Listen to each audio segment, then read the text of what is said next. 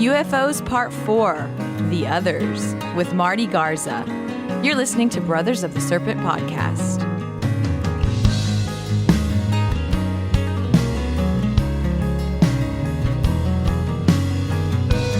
And welcome back, ladies and gentlemen, boys and girls, angels and demons and monsters and serpents, to Brothers of the Serpent podcast. Coming to you not live from the 10 by 10 by 10 tangent cube of science, nestled amongst the dusty bones of an ancient seabed, high atop the Everest Plateau, and it is a cold and stormy night. That's right. Here in Texas. And yet, even still, Marty braved the winter storm, the icy roads, which is not very surprising since he drove monster trucks. Yeah, that's what I was saying. And he came out here anyway to do UFOs Part 4 with us. So thanks very much, Marty. Glad to have you back, man. Yeah, thanks, buddy. Great to be back in the cube. Yeah, good to be back in the cube. And we have the Watcher here, too. Yeah, that's right. Watcher, can you pop in and say... were you going 88 miles an hour? That's what he said. With impeccable timing. Yeah. Hey, good to be back. Glad to be here. Yeah, man. Super excited for part 4. Yep. Yeah, it's good to have you here with us as always, and so I think it's going to be a good show. Did you add an extra room to your pod? I'm at it. All right. It sounds like a little bit bigger space there. Yeah. In space there. Yeah. Yeah, maybe he's in the cargo hold. It must be, yeah. The wife booted your studio out into the cargo hold, huh? Yeah, something like that. We'll go with that. That works. That works. All right, so I got Space Weather News. All right. From spaceweather.com. I bet you guys are surprised by that, right? Ham Radio Space Weather Network. Space Weather says a new article just published in EOS describes how ham radio is the new frontier in space weather research. Interested? No kidding. Yeah, all you need is a personal space weather station to join a global network of scientists studying how solar activity affects our planet. Learn more during the 2021 Ham Sci workshop held virtually using Zoom on March 19th and 20th. I'm in. That sounds good. good. Let's do it. I've got a lot of framing out there. We could build a tower. It's all that steel framing. Dude. Very true, yeah. And I've been wanting to get a ham license anyway. You know? I mean, ham radio guys are going to save the world after the cataclysm, right? This is the standard, right? Yeah. I got this old German lighting truss. That's right. It's massive, and it's all these steel frames basically that are like beams. And but wait, they bolt together. Isn't it making up your garden right now? Like, well, no, that's like half of it. Oh, it's only half maybe. of it. Okay. Yeah. So we could build the rest of it on top of the garden. That's right. A giant garden. Hey, yeah, maybe the plants will grow better under Yeah, there too. you go. Giant garden ham radio tower. Yeah. That'd be cool. All right. Also, Noctilucent clouds are vanishing. For the first time this year, Noctilucent clouds, or NLCs, are doing something normal. They're vanishing.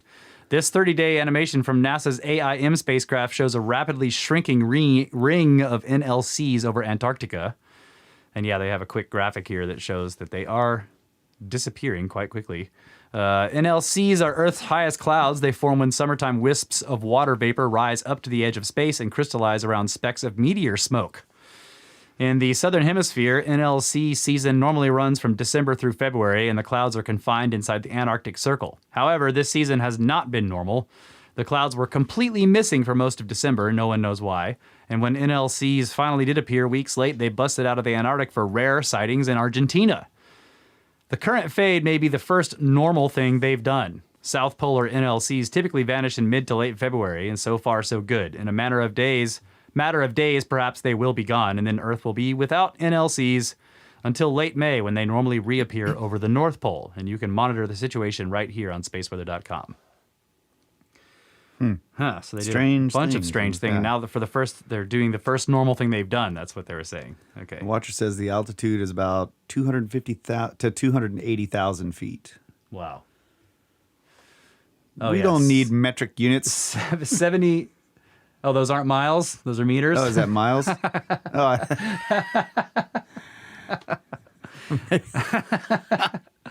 Current conditions, solar wind speed is a low 328.5 kilometers per second. Density is 8.7 protons per cubic centimeter. Sunspot count right now is 0. The neutron count is 7.2% above the space age average. And the max in the last 48 hours was at 11.7, which is very high. And let's see. KP index is quiet at 0, and the 24-hour max KP was 2, which is still quiet. So there you go. Space for the news. Nothing too dangerous yet. Nope. In solar cycle 25. That's right. Right on. Yeah. Well, we got a one-up box. Yes. And then on to UFOs. UFOs. Yeah, so we got the one-up box, and it's from the curator of the library of the Serpent, Jeff, who also runs the Discord. So that's who sent the one-up box, and the box came with a bunch of stuff in it, and he told me that there was an email associated with it. So I found it. He says, "Hello, Brother Russ and Brother Kyle. I'm happy to know that you like the Gilgamesh graphic novel," which is another one-up box that's in us. Yeah. "I found that looking for art images of Enkidu, and some images from that book popped up. I couldn't pass up such a unique item, as your episode of the Epic is one of my favorites." Okay, on to the second package. "Inside, you will please be happy to find a ding ding dinger so everyone will know when you hear the sacred numbers." "And keywords that break the standard model or anything else you'd like to ding about. Next, you might notice an EMF meter. Oh. So when you get straight to those darned desert triangles, you can definitely look like you're doing something important aside from being completely amazed by the structures." Oh, heck yeah, dude. I'm going to start using this right now. Yeah, hashtag for science. "Continuing on, you may have pulled another book out. I am the curator, after all. This one is a general reference pocket manual. Yes. If you need to know how to actually treat various bytes, calculate the volume of an aggregate in a pile, how to know what country you're in by plug type, or exactly how hard that element, what hit you up your noggin, you're in luck. All of this info and much, much more can be secreted within your man bag, so you can keep your Apkalu busy rebuilding civilization." Yes. I am familiar with this. The pocket reference. Yes. Yeah, the this pocket is a reference. great book. "And finally, have you ever been in need of a spoon for slot scraping but forgot to grab yours from the hotel on your way to the next excursion? Well, now you boys are the proud owners of a small key-sized multi-tool and carabiner for clipping to anything you'd like, providing it has a loop. I hope you guys enjoy the new loot, and I didn't start out wanting to sound like an infomercial, but it was stepping that way, so I just leaned into it." This is Kershaw, too. This is dude. Yeah. Yeah. That's my brand. I just wanted to give thanks for the hours and hours of hilarious edutainment you guys provide, and for inspiring the Discord full of awesome people and the one place on the face bag full of amazing people, and basically just for helping to gravitate such a wholesome community of people seeking to know more than what's given in the textbooks. Getting to know you brothers and your wonderful family has been a joy and an inspiration to so many people. Anyways, see you guys in the chats, and thanks again. And P.S. Congratulations, Kyle and Laura. Curator out. Snacks! Thank you, bro. Oh, my God. And yeah, man, it is an amazing community. Yes, it is. We feel it is a wonderful feeling. Pocket knowing reference. that all of y'all are out there. Pocket reference, flipped open randomly. Animal names, group male, female, and baby. Chicken. Group name, flock, brood, cluck, peep. Male name, rooster. Female name, hen. Baby name, chick, pullet, cockerel. All right. Great pocket reference. Let's see. Let's flip to another random spot. Oh, most of this is tables. Minimum tensile strength of nickel. Yes. Sweet. Oh, a whole geology set. Mineral table abbreviations. Element to oxide conversions. Minerals sorted by density and hardness. Nice. Alabaster. Fine-grained gypsum. Oh, it doesn't give me the hardness on that. Albite. NAISI 306. System is TR, density is 2.62, and the hardness is 7. This is cool. Yeah. That is a great book. This is our pocket watcher. Yeah. And yeah, the bell. This is a no agenda thing. You got to tighten it down or what? Yeah. This ring's too long? No, it was wobbling. Oh. Clean. Yeah. So basically, we can hammer on that if you're reading something, you're like, and there were 72 warriors, and there were 72 of them behind 108 doors, and there was 144,000 of them. That's what it's for. Yeah. That's great. Don't work out the math there. It probably doesn't work, but yeah, it's the numbers. Okay. So yeah, thanks, Jeff. Really appreciate that, man. And I like these. What are these? For digging out the slots? Yeah, digging out them slots. Kershaws. Okay. All right. Well, Marty, where do you think we're going this episode? Well, I'm gonna start this thing with my typical disclaimer. This will be a challenging one. As you heard, this is going to be called The Others. Yes. And the reason for that will become apparent as we go along on this thing. This one's really text heavy. I practically wrote a book of notes before this. I had to go back and delete about half of them so that we didn't make 4 episodes out of this thing. So I guess we'll get started here. We'll start by saying, just like a lot of the topics that you cover on the podcast, you often refer to the standard model. Yeah. Well, ufology has its own standard model, and everyone seems to have their own idea of what the phenomenon is, but it all tends to be along the same track.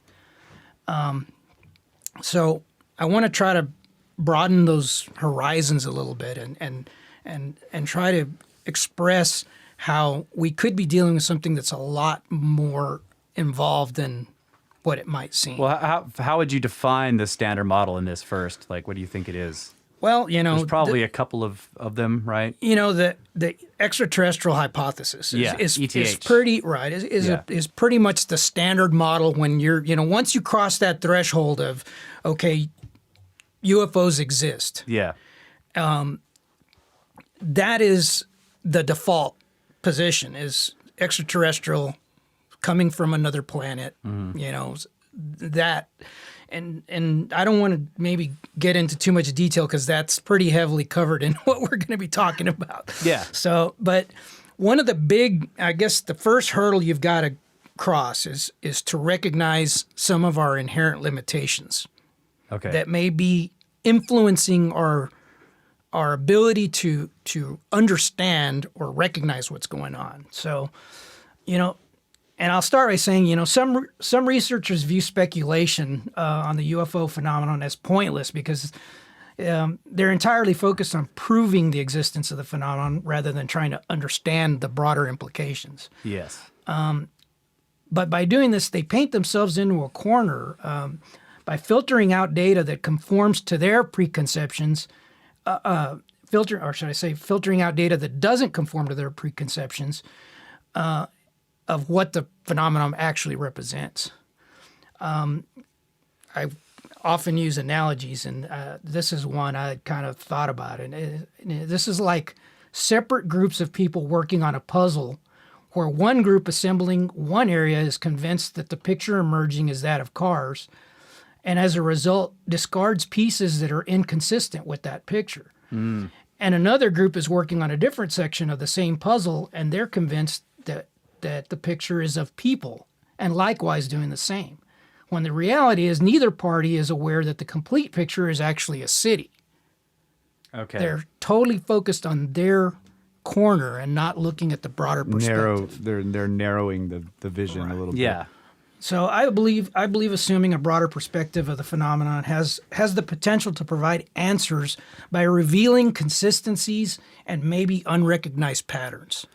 I think and I know I keep bringing Jacques Vallée up every time we do one of these episodes, but he's mentioned that too, that a lot of researchers, at least when they were publishing books about stuff or they were publishing their research, they would leave out stuff that they either didn't feel fit with the paradigm they had already had in their mind, or that they were afraid were too crazy for anyone to accept as being part of the the experience that the person had. Absolutely. And Yeah. that's we're going to kind of get into that a little Okay. bit. And in fact, that's sort of where we start off here. Well, is But- it fair to say too that it could be multiple different things? Like one thing could be aliens coming in real nuts and bolts craft, and another thing could be spiritual. And is that? I mean, And That's a are we city. still looking at a city in and that sense? okay, that I see where you're going with that, but I think the point that I'm trying to make here is that it may not be that well defined. It may not be that simple. Or even thinking, well, there could be 2 or 3 different things going on. That's still not recognizing. Still picking my puzzle pieces. Okay. We're going to start off with perception, because this is the first obstacle, right? Your brain is receiving sensory data continuously, which are the effects of external inputs. The brain does not inherently know the stimulus.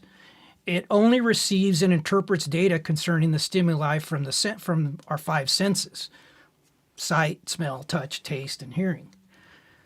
Of course, these sensors each have their own set of limitations. For example, the human eye can detect wavelengths between 380 and 720 nanometers, which represents about 0.0035% of the electromagnetic spectrum. What is it? What did you say? 0.0035% Oh, wow. of the electromagnetic spectrum. That's pretty small. The varying detection of energies from this narrow band of photons are translated by our brain into different shapes, colors, and brightness of the world around us. Anything outside that narrow band is optically invisible to most of us. To instantaneously determine how to respond to sensory input, the brain reverse engineers the data and compares it to the database of past experiences. This is referred to as perceptual inference, otherwise known as prediction. Effectively, our brain is continually making probabilistic predictions of what will happen next based on past experience. So our brain is actively anticipating the sensory data it expects to receive. When the data is received, it either confirms the prediction and executes the predetermined action, or it updates the database and corrects the response. So due to the brain's limited bandwidth and for the sake of efficiency, the brain predicts our actions the majority of the time, rather than continually reacting to every input. In effect, your brain formulates an inference of what it expects to play out. Mm-hmm. So what happens when the brain receives conflicting data, some of which does not correlate with anything in the database? It typically defaults to, or at least is biased in favor of aspects that are familiar or already exist in the database. Yeah, I know what it does when it receives conflicting data in some circumstances. Like, for example, car sickness or not, like seasickness is like conflicting data between your inner ear, your sense of balance and sight, right? So you get sick in the car because you were like reading something and it's not moving, but your inner ear is telling your body, your brain, that you're moving around, and then there's this nausea that develops because of those two conflicting signals. Right, your brain is constantly trying to correct. Yeah. Most of it, we don't realize it, but most of the time we're kind of on autopilot because most of what we do is repetitious. Yeah. So your brain is more or less on autopilot, and when it has to work very hard to constantly correct for a changing environment like that, Yeah. it starts to give you a headache. It starts to emerge. You're overtaxing the CPU. Yeah. So this phenomena is known as your cognitive blind spot. Therefore, the brain, due to the brain's limited bandwidth, we tend not to see what we don't expect to play out. So we tend not to see it. Right. You've seen the game where they'll have you watch a scene. Oh yeah, the missing gorilla. Right. Yeah. The missing, exactly. Yeah. Missing gorilla, because you don't expect to see it. You're focused, and you think you're very perceptually aware. But the fact of the matter is, there are a lot of things that can happen right before your eyes that you don't recognize. And keep in mind, these are the things you can actually visually detect. Yes, that's right. Yeah. I remember that study. It was interesting because and then they would show the people again and say, look at the guy in the gorilla suit. And the people would insist that was a different video. Right. Okay, and it's the first time they were focused on counting how many times the basketball passed back and forth, right? Correct. And that's why they're so focused that they just completely missed this dude in a Sam Squanch suit walking by in the background. Yeah. So what effect could this have on the UFO experience? Yeah, a huge one. Let's consider a couple of examples. Case number 1. A Project Blue Book UFO report was obtained through from the CIA through the Freedom of Information Act regarding an incident that took place on August 4th, 1950. The incident occurred off the coast of New York over the Hudson Canyon.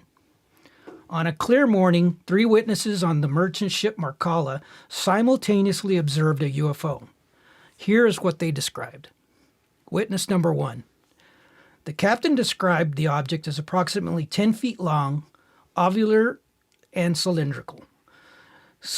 Shiny aluminum in color, moving at approximately 25 miles an hour with a slight rotating motion. He estimated that he observed the object for approximately 1.5 minutes.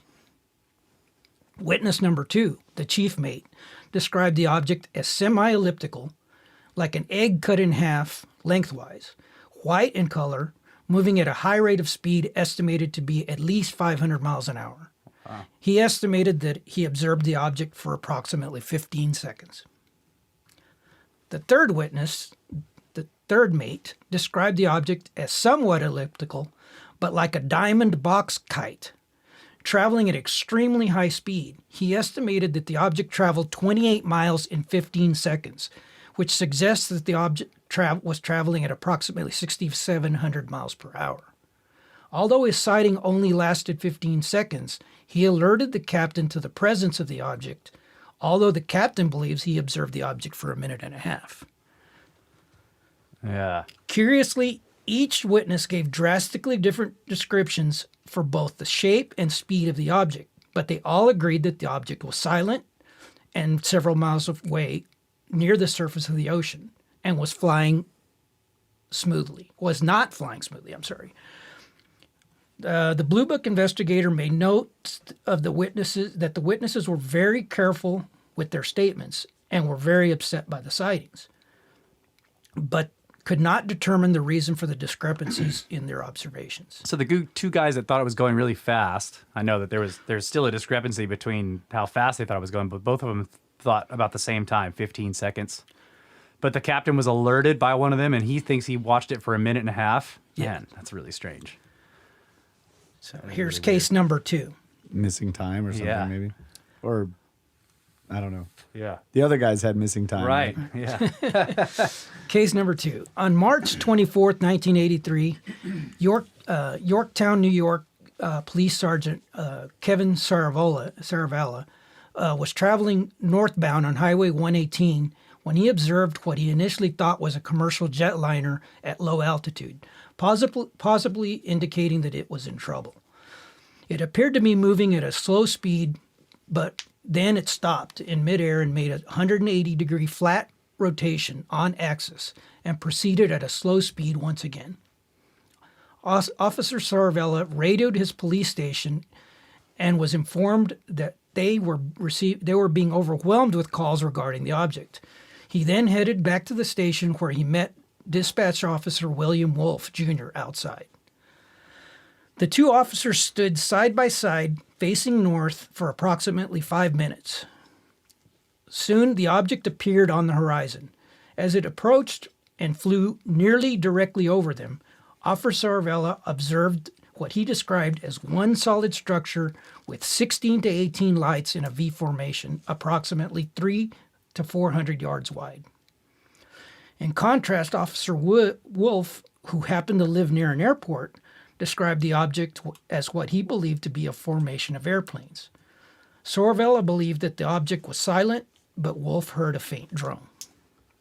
Again, no explanation for the discrepancies in their observations. Case number 3. This is a case being investigated by Jack Valet, which took place on in July of 2017 near Brittany, France. A woman in her mid-40s, her daughter, and her teenage friend were driving along the highway on a bright early afternoon. Suddenly, they observed a very large gray disc flying slowly over the road at low altitude. The woman handed her Samsung smartphone to her daughter to take a picture of the disc as it flew slowly over their car. Her daughter was able to capture a picture of the object through the car's sunroof. However, when they looked at the picture, instead of showing a large silver disc, the picture depicted a small, dark, six-pointed star-shaped object. Although this looked nothing like what they visually observed, the star-shaped object did appear to cast a shadow. Okay. I started thinking about shutter speed, and maybe it was spinning incredibly quickly, so it looked like a disc. That's what the watcher just said. Spinning star. Yeah, and so the phone takes a photograph At of over it. 23 RPM. But the size was drastically different. Oh, okay, the size well. was. All right, okay. Right. And color. So what's going on? Yeah. Could the discrepancies in all of these sightings be attributed to inherent cognitive blind spots? Oh, I can skirp that though. Right? I mean, if it was multicolored, maybe when it's spinning, they see it as one solid color. As a gray color.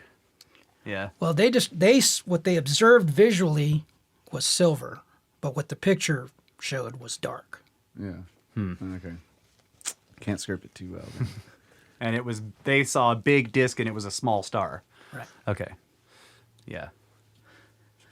So does this illustrate a perceptual limitation, or is it an intentional deception on the part of the phenomenon itself? Yeah, and the other question is what's being deceived, the camera or the eye, right?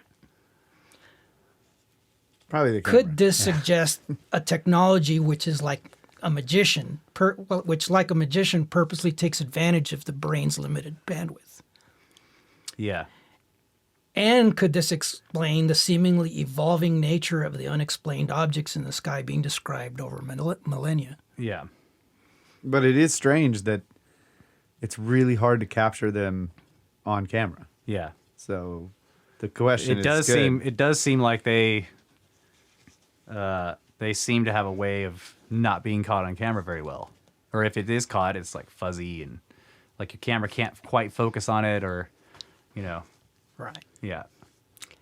I mean, I should just we're borrowing this really nice camera. I should just take it out and try to take a picture of a plane going by in the sky. Yeah. That's not going to be easy. Right. You can point and click, but Yeah. the autofocus is not going to grab this tiny little dot in the sky. Right. You're going to get a fuzzy like X-looking thing. Yeah. And the sensors on most people now use their phone as a camera, so the sensor's not really. It's really hard to take right. sky photos. Yeah. Unless it's big features like clouds and stuff like that. Yeah. So, given that, here's a crucial question: is what details of the phenomenon are not being reported or detected? Dr. Adam Kehoe, no relation to Okay. Donald Kehoe, No relation to Admiral. right, Okay. states the following: moderate strangeness might induce a witness to report something. Once it becomes overwhelmingly odd, however, there is a greater social risk in reporting it. Controversially, Vallée further asserts that events can become so bizarre that the witness does not consciously perceive them at all. That's like the Yeah. gorilla walking through the picture. Right. It's so far out of what you would expect to see, you don't even perceive it. Yeah. Is there a way to practice seeing stuff you don't expect to see? I'm trying to figure out, can we get better at this? As ridiculous as that suggestion might seem, Yeah. could that also play into why people that believe in UFOs tend to be the ones that see the UFOs more often. It's not always right. Not always. Yeah, and I agree. And then people who have had a very strange experience tend to have more. And is it because they just know what to look for? Is it that they notice them and are able to remember them? Like now that their whole psyche has been shifted. They're no longer anti-mimetic. Right. The anti-meme has been destroyed. Yeah. In a recent interview on Fade to Black, Jimmy Church asked Lou Elizondo, former head of the Pentagon's Advanced Aerospace Threat Identification Program, the following question. Is the Tic Tac not of this Earth? The Nimitz encounter, the Tic Tac, is that not of this Earth? Right. Did you just say TikTok? Yeah, I said Tic Tac. That's such a part of society. Get out of our studio. Yeah. All right. What was the question? Is the TikTok? See, now you got it in my head. Oh, well. See? It's all right. You broke through that barrier. The Tic Is Tac. the Tic Tac not of this Earth? Yeah. That's the David Fravor encounter, right? Yeah. Correct. Okay. All right. This was Elizondo's response. Jimmy, forgive me for saying this. I don't want to correct you publicly, but you're asking the wrong question. The question should be, is the Tic Tac man-made? Or is the Tic Tac U.S. or foreign adversary technology? The answer is no. But when you say, is it from this Earth? We don't know. That's why I have always stated, as I have always stated before, from our position, we don't know if these things are from outer space, inner space, or frankly, the space in between. Yeah. As you begin to understand the world of quantum physics, there is a whole lot of reality around us that we don't interact with. We're used to the Newtonian understanding of the world physics, where where gravity and an apple falls from a tree, and then along comes Einstein several hundred years later and talks about this thing, relativity, where space-time is actually flexible. And only in the past 20 to 30 years have we begun to explore the world of quantum physics, the quantum world and quantum states. And we're realizing all these realities, as opposite as they may seem to us, are actually very much a part of our natural environment. So I'm still quoting Elizondo here. Okay. So to my point, there may be realities all around us that we simply don't perceive. And we are a very limited species. We live in a three-dimensional space, XYZ axis, and time functions as a fourth dimension that expresses in a linear motion. That is not to say that there aren't things all around us. We sense the universe through our 5 primary senses, yet we know that we only perceive 1% of 1% of the universe around us. Most of the universe remains completely invisible to us. And I don't mean the universe out there. I mean the universe right here. Let me put it in this context. We know less than 5% about our deepest oceans. We really don't have a good understanding of who lives on our planet, much less anywhere else. Yeah. That's cool. I agree with that. Better questions are, is it ours? Is it someone else we know? You know, and if the answer to that is no, then you've gotten somewhere. But saying, is it from a different planet? Well, you can't answer that question, so you can't get anywhere with it, right? But you can say, it's not this. Mm-hmm. It's not that. It isn't this. And now I've gotten somewhere. I've eliminated some things. That's real science, right? Falsification. Like, it's not the United States. It's not China. It's not Russia. It's not any adversaries, like he said, of the United States or anything like that. It's not some secret technology that we know about or that they're building. Now you've gotten somewhere because you've eliminated some possibilities. Mm-hmm. Right, but we also have to start opening our minds up to the things that it could be. What are the things that maybe were not ever factored in? Things that we don't, again, that aren't necessarily standard model thinking. Right, but I think this is a better path because what I've done here is said, this is what it can't be, what we know it isn't, and that means everything else is still open to possibility, right? I haven't said effectively what ATIP did is they studied the data, whatever data they had in their database, which we have yet to we've only seen a very little part of it. But what they're doing is they're comparing that to known existing technologies and the things that adversaries are most likely developing. Obviously, they have a pretty good idea. I mean, they spy satellites and everything. They may not know all the details, but they generally will have an idea of where the state-of-the-art technology is, or where it's going to be. Going to be, yeah. And when there's something that is so far beyond what even is on the horizon, it starts to imply that there's something else going on. There's some other party involved here that is exploiting technologies that we haven't even begun to consider. Yeah, I agree with that. And we don't know where they're from. So that's what I think is the biggest part. It's like trying to figure out where they're coming from is the wrong way to go about it. Like we can figure that out later. Right? Correct. So we're gonna start touching on maybe what some of these other things could be. All right. Well, let's take a break and we'll come back to that. Sounds great.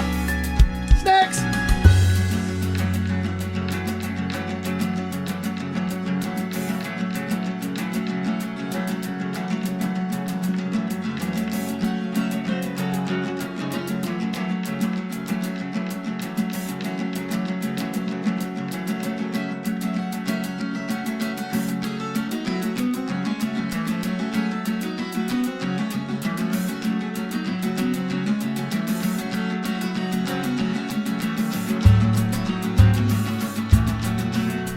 A relentless and unstoppable pursuit of the mysteries of the ages here at Brothers of the Serpent podcast.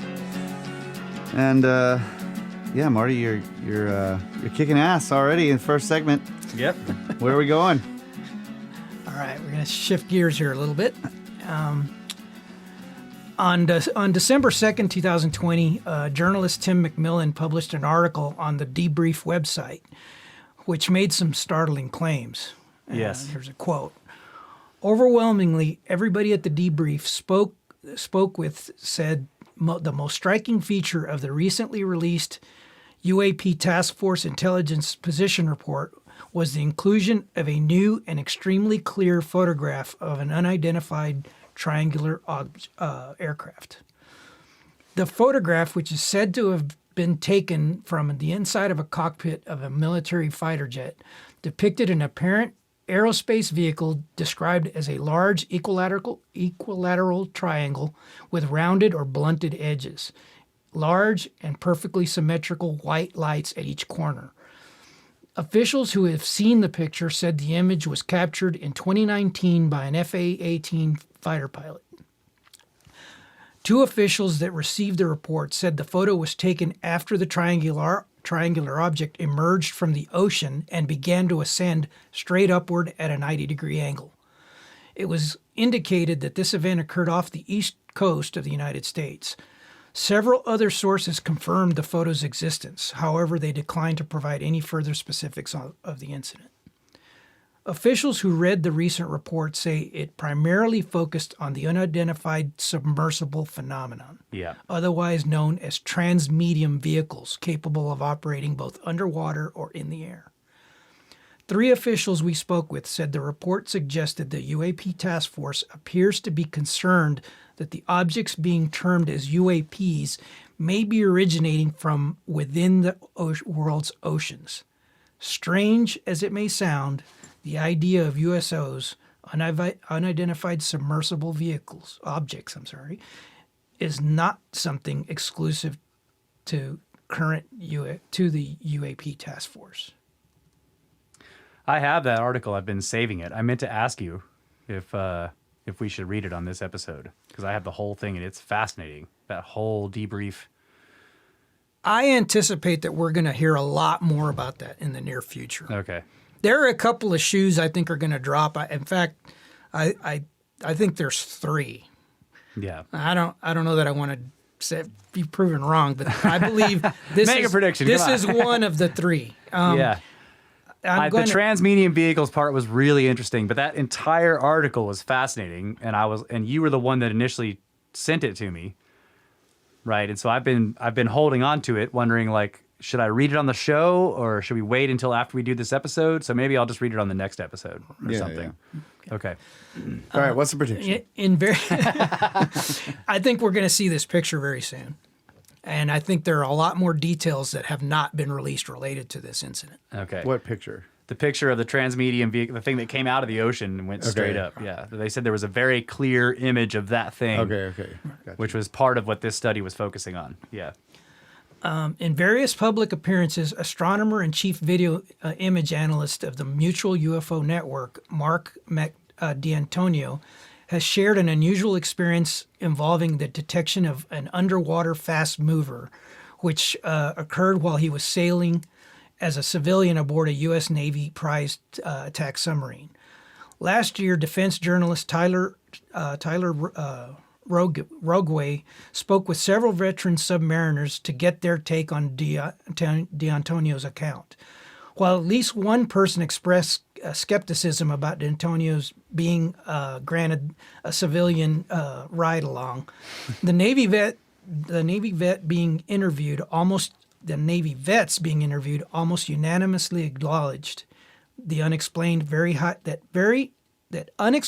high speed sonar targets were indeed recorded by some of the most sophisticated listening equipment on the planet. Agreeing to speak only on background, a senior member of the intelligence community whose responsibilities for decades involved underwater surveillance and reconnaissance told the debrief that there was validity to the claims of extremely fast-moving underwater objects being detected by U.S. military systems. Could those be unknown animals? We'll get to that. Okay. All right. He never answers my I'm trying not to get ahead of it. Stop jumping the gun over there. Stop jumping the gun. All right. I'll shut up. Quote, on occasion, there are detections made of non-cavitational, extremely fast-moving objects within the oceans. The intelligence officials declined to elaborate further, citing a high level of security classification associated with underwater reconnaissance. Officials who read the report said the UAP task force appears practically or particularly interested in transmedium vehicles. While this may seem unusual, many accounts going back centuries in which people say they have observed unidentifiable craft operating in and out of the water. Yeah, that part's always fascinated me, that they seem to come out of the water, and I'm just, that the idea that they're coming down from space, but there's so many times where they're observed coming out of the water or going into them, and then there's all kinds of strange underwater phenomena that have been observed going back to the age of exploration. People on ships viewing, we've done shows on them, the giant rings under the sea, the light, rotating lights and stuff. Yeah, and I think very often, we always talk about context. I think very often people hear reports like this, and the first thing that pops into their mind is, oh, it's military technology. It's, something unacknowledged. So, I think it's always very important to look at the historical perspective, right? Yeah. So the following are a few of the dozens of cited reports included in the book Invisible Residents: The Reality of Underwater UFOs by Ivan T. Sanderson. Yes. Quote. These are all going to be quotes out of the book. There's just a couple of them that I thought were interesting. An entry in the Annual Register published in England in 1767 reads as follows. On the water at Isla near Cowper, Angus, thick dark smoke arose and then dispelled to reveal a large luminous body like a house on fire. It presently took a pyramidal form and rolled forward with impetuous till. It came to the water of Erich. It rushed up the river, and with great speed it disappeared a little above Blairgwire. It caused an extraordinary effect. In its passage, it carried away a large cart and bore with it yards over the field of grass. A man riding on a high road was carried from his horse and stunned. He remained senseless for a long time. It destroyed half a house and left the other half behind. Undermined, it also destroyed an arch of a new bridge at Blair Guire. Immediately before it vanished, as few appearances of this kind were ever attended like this consequence, various conjectures have been formed concerning it. Yeah. Very hard to read Old English. I did say, my good man, it rolled forward with impetuous till.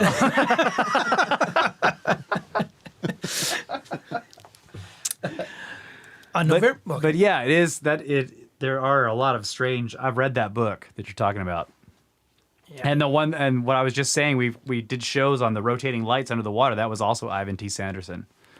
So yeah, good stuff. On November 12th, 1887, an object described as a large ball of fire was seen to rise from the sea near Cape Race. We are told that it rose to a height of 50 feet and then advanced close to a ship, then moving away, remaining visible for about 5 minutes.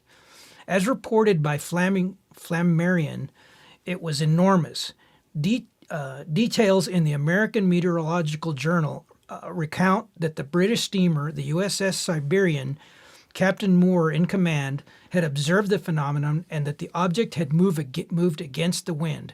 Captain Moore also stated that it was about the same place as he had seen such appearances before.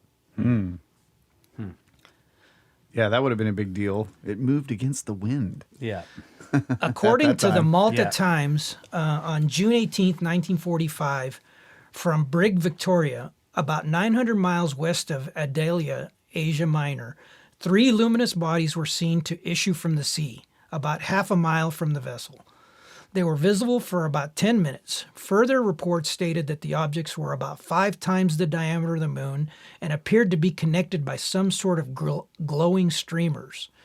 The same objects appear to have been observed at the same time from far away as the Syrian coast.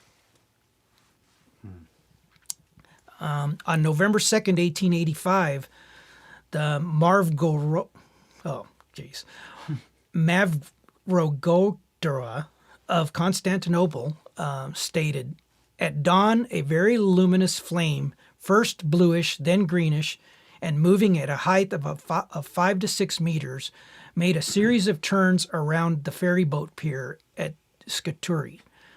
Its blinding luminosity lighted the streets and flooded the inside of the houses with light. The meteor was visible for 1 minute and a half, and finally fell into the sea. No noise was heard when the immersion took place." Yeah. So that was only, what did you say, 5 meters off the ground? Right, and meteors. How many times do meteors come out of the ocean, fly around, and then return? Yeah. Every day, man. Come on. Right. Okay. In 1968, NICAP brought to light an extraordinary case that reads, quote, "The most detailed of these cases of submerging and emerging UFOs involved a large UFO seen in 1945 by the crew members of a U.S. transport Delaroff, which had been hauling munitions and supplies to Alaska. The reporting witness recently interviewed was Robert S. Crawford, now a consulting geologist with the Indiana Soil Testing Laboratory. The Delaroff incident occurred in the summer of 1945 while Crawford was serving as one of the Army radiomen on board. The ship heading back to Seattle was in the open sea past Adak. It was about sunset, and Crawford was on the port side, near a radio room, when he heard shouts from the crew. He turned and saw a large round object which had emerged from the sea. Several crew members saw the UFO actually appear from underwater, an estimated mile or so from the Delaroff. The unknown craft showing darkly against the setting sun, climbed almost straight up for a few moments, then it arced into level flight and began to circle the ship. All the observers were convinced that it was a large object, comparing it to the width of a finger held at arm's length. Crawford estimated the UFO to be 150 to 200 feet in diameter. As it circled the Delaroff, the flying object was easily in range of the ship's guns, but the gun crew held their fire, though on alert for any sign of hostility. The UFO circled the vessel 2 or 3 times, moving smoothly and with no audible sound. All the witnesses felt it was self-propelled, otherwise the strong winds would have visibly affected its movements. After several minutes, the flying object disappeared to the south or southwest. Suddenly, the crew saw 3 flashes of light in the area where it had vanished. Yeah, see, before we were getting all these reports from the military saying that they've seen unexplained aerial phenomena, it's these accounts that, lead me to believe that it's more likely that this is ancient technology. Now, just going on the nuts and bolts idea, but ancient civilizations that may have achieved space flight, taken a completely different path technologically than our current civilization. I think that's likely that they did. What's kind of hard to believe is that it's still continuing. Yeah. Correct. That they maintained it for thousands and thousands of years, and it's still happening today. That's kind of hard to believe. It's not hard for me to believe that we humans or some life form on this planet in our planet's history has achieved high technology like that. Right, But, and I think that's what know. I'm trying to illustrate here is that we've got, as I go through these, and I think you're kind of getting the point here, is that these are at least 3 centuries worth of documented sightings of things that are identical to what are being reported today. So it's a good argument against the people that want to say, oh, this is secret government tech, right?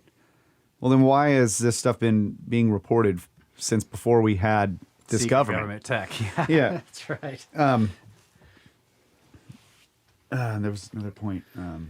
But yeah, I just agree that forgot. it's hard to believe that it's hard to say, well, they're still doing that. But if they have been living, I guess, is it possible that some high civilization has been living here on Earth, but either underground that's the or ultimate underwater? breakaway civilization, that right?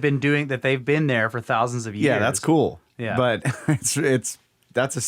it's hard to wrap your brain around that possibility. But then you get the stories of like Viracocha and like these knowledge bringers that show up after a cataclysm with some information, and they were like, we'll return, then they vanish. And that's where it where are they going to come back from? That's where my thought is like nudged towards they're coming from outer space, and they go into the ocean, or maybe whatever they're doing here. Yeah, they're still coming from somewhere else, but it's I don't know. Either way, I mean, I'm willing to accept either one.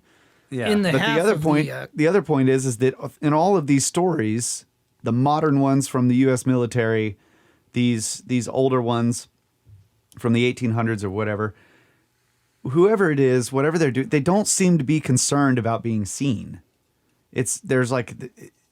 Why would they, if they have all this awesome tech, why wouldn't they be like, hey, let's wait for these ships to go by? Why are they flying around a pier? in the Or in the half of the notes that I deleted to try to get this to fit within reasonable time constraints, I had a very large list of all of the different deities or whatever you want to call them. These that are described sea as doing people, those things. that brought all this knowledge to all these different civilizations. Yeah. How dare you delete that list?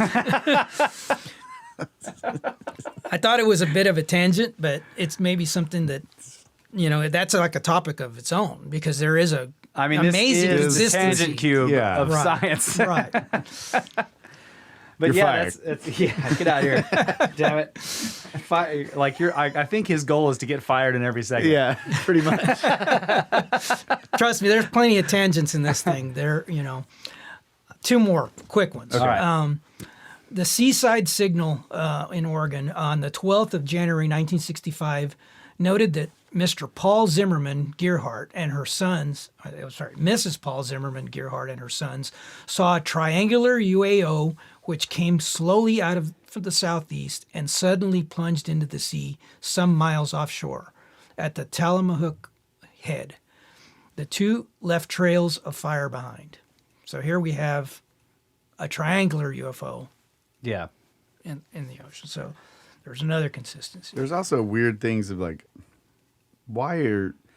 if they can zoom around in water and they can come perfectly, to a state of rest in the atmosphere, they can fly silently. How come some of them have huge fire jets coming out the back? I mean, it just it doesn't make sense unless because a lot of them have lights. Maybe they're mistaking as fire as Exactly. just lights. That's Because if it would have been before electric lighting or any type of I mean, have you ever seen a car that's got the blue neon? yeah, it's just some punk. Yeah, he's got the fire, the fire glow stuff. He's like, yeah, check us out, man. But it is Purely almost visual. like they show off sometimes it on is. purpose. It is like they're That's showing my off. point. Yeah. And that is what I was saying is another aspect of it that lends credence to the idea that this is not secret government tech. Because why are they showing off? I think it was David Fravor was saying, yeah, we would do these things. We'd fly over the guy at the campsite and just like, Yeah. oh yeah, see him down there camping by themselves, and then they just go into a vertical and hit the afterburners and just go straight up and then cut it off. Yeah. Just to give them some UFO experience. that's one thing about this and we're all guilty of it. But very often when you hear a story, it's easy to maybe make a connection between that story and another story that would lend credibility to a certain theory. And you can do that endlessly because there are all these different theories. That's why I say that you have to then look at this broad landscape of all these different facets and start saying, okay, well, these preclude these and these others, maybe lend credibility to these certain aspects. You have to have this broad overview to be able to start making any sense out of it. Now, granted, some of it may not have any correlation. They may be completely separate things that, maybe one of them is some type of a natural phenomenon and another one is a technological, signature. But I think it's important not to rush to judgment. Sometimes the obvious isn't necessarily the right answer. Yeah. I'm just doing my job, man. Right. No, I agree. We all do it. I mean, I hear things all the time, and I feel bad. Guys, LP is on the Discord will post a video or something, and I immediately skirp it. Yeah, I've seen that. You're like, yeah, that was a firework. It came from that balcony. Right. But you almost have to do that so that when you get something that is legitimately, intriguing, that it's not like, well, you say that about everything type stuff. You want to give the benefit of the doubt. I don't, no matter how strange something sounds, that doesn't mean it's not legitimate. But I've been doing this long enough that I've, seen that before. Yeah. It's, Well, I know you it's want a turtle with a firecracker on it. I know you want us to look to do the broad picture, try to put the city puzzle together thing. I get that, and I'm with you on that. But I'm still gonna try to put it together in my brain to make.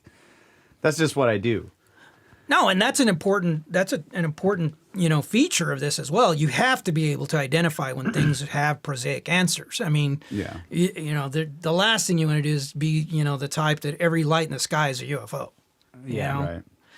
That's why the light in the sky sightings don't really amount to a whole lot because they could be anything, especially today. When they could be drones. A little kid can afford to put on an amazing hoax now. We've seen countless of these flashers. The little, like you're just out there looking at the sky and then there's just like a single really bright flash in the sky. Sometimes they repeat and don't move. Yep. They'll repeat sometimes in small patterns for like 5 or 10 minutes, even 30 minutes. I think we watched one night with a bunch of people out I here. wouldn't call it UFOs, but it's definitely strange. Right. And that's where, you just make a mental note of that. Okay? Yeah. And you're not putting it in a category. You're just saying, okay, this was a memorable one. We don't know what it was, but let's see if there's something else that correlates with that. Yeah. That might give us an idea what that could be. Yeah. Right. So, Verbs.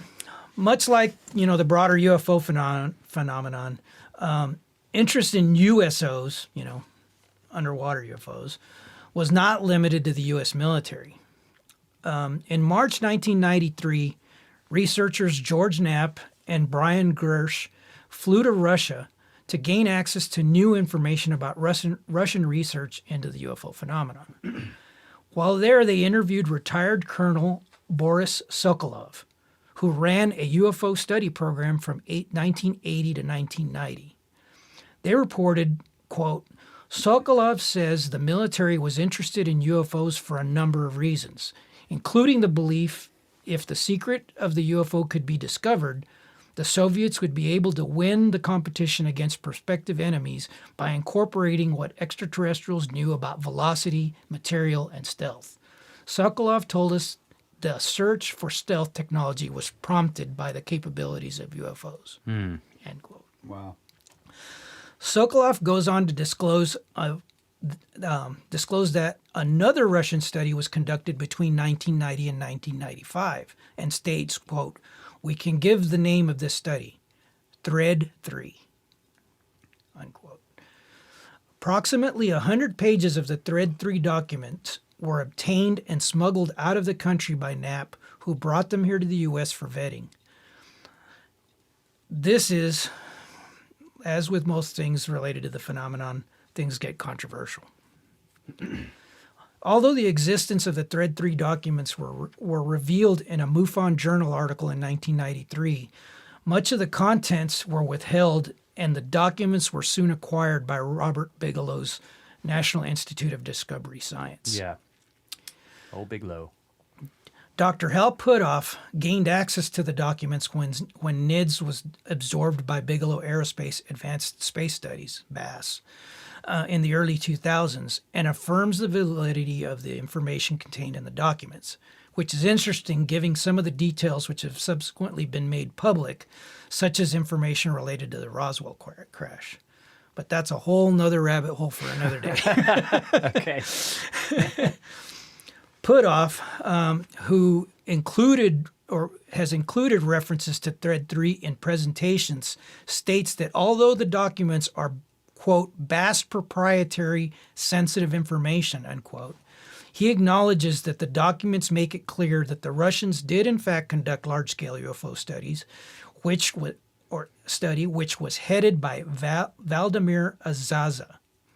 Of particular relevance to this discussion was Azaza's qualification and expertise for this position. Vladimir Azaza was a scientist and submariner for the Russian Navy, whose CIA documents confirm had served as the head of scientific exploration on the research submarine Slovakia. Azaza states that his involvement in UFOs formally began circa 1976 when he became aware that the Soviet submariners began observing unusual sensor returns that sounded like the croaking of frogs. Yeah. This coincided with a rash of UFO sightings, which often included reports of unusual objects coming into or out of bodies of water. According to Azaza, by 1976, he was invited by Admiral Yuri Ivanov to examine some of the files pertaining to these accounts. The formal reason for his inclusion was not stated, beyond his general expertise in underwater operations. What was his name? Vladimir what? Azaza. Azaza, okay. Right. And he was on a research sub, is that what they said? Yes, his expertise Slovakia? was in ocean exploration. Yeah, okay. Strange qualification to head a UFO study. Yeah.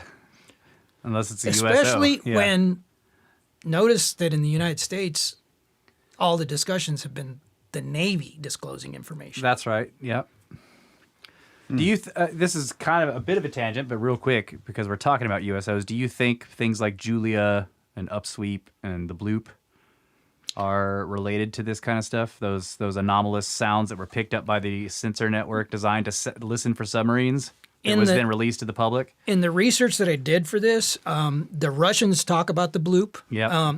So some of it, they refer to it as biological. Yeah. And some of the quotes I'll have up here kind of make vague references to those type of things. Basically say that there are no unknowns underwater. Yeah.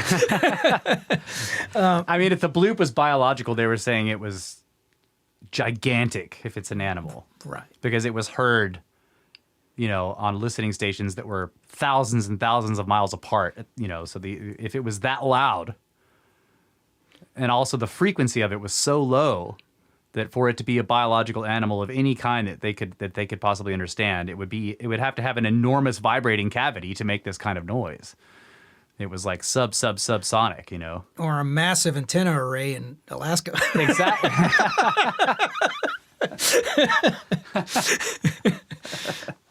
What are you trying to say? Yeah, we haven't heard about HARP in quite a while. Yeah. Okay. All right. For his book, UFO Chronicles of the Soviet Union, Jack Valet interviewed Azaza and states the following, quote, "Obviously, the Soviet Navy was taking the problem very seriously for many years." Azaza says, "We had to. There were too many incidents that could not be denied. It all began when we tried to understand the nature of certain underwater objects that followed our submarines. At times, they even anticipated our maneuvers. Initially, we thought they were American devices," added Azaza, raising his hand to his forehead as he recalled what must have been a very difficult research project. Quote, "One day such an object came to the surface in a rather spectacular fashion. One of our icebreakers was working its way in the Arctic Ocean when a brilliant spherical craft suddenly broke through the ice and flew up vertically, showering the vessel in fragments of ice. All the sailors on the deck and officers on the bridge saw it. It was hard to deny the hole in the ice. Could it have been a missile test? Our interpreters quickly translated the questions and obtained the following answers. You don't shoot a missile that way. You have to break the ice first. Furthermore, the object was a bright sphere. We knew what nuclear missiles looked like. A jovial man with a friendly round face and a quiet yet immensely focused approach to the subject. Azaza went on with his enumeration of some of the most remarkable UFO cases in the archive of the Soviet Navy. The phenomenon were not limited to the Arctic. Our ships in the Pacific also reported flying objects." Unquote. Man, that would have been freaking awesome to Yeah. see that, dude. Fly up and break through the ice. Azaza describes another incident involving a cylinder approximately the length of an aircraft carrier hovering over the ocean in a remote region of the Pacific. The cylinder was described as silver in color and appeared to be a hive-like host for a large number of smaller objects. The objects periodically would dive into the water before returning to the cylinder. The cylinder then departed at high speed. Azaza indicated that in such incidents, it was not unusual for the object to be visible optically, but completely invisible to radar. In several reported incidents, strange objects came extremely close to military vessels and submarines. Visible optically, but invisible to radar. Right. Yeah, so you can And see it. We also have a lot of cases of The converse, reverse. right? Yeah. Yeah. Visible to But radar, that's- but you can't see it at all with your eyes. So, yeah, I'd like to look at a spectrum of the, electromagnetic spectrum. Basically, where are these things? Because that doesn't seem unreasonable. That's we have glass, for example. It's transparent to Yeah, but radar would pick it up. right certain wavelengths of light, and yet it's opaque to others. Yeah. Well, we're up at a break again. Yeah. Let's do it. All right. You want a break? We'll be right back. We'll be right back.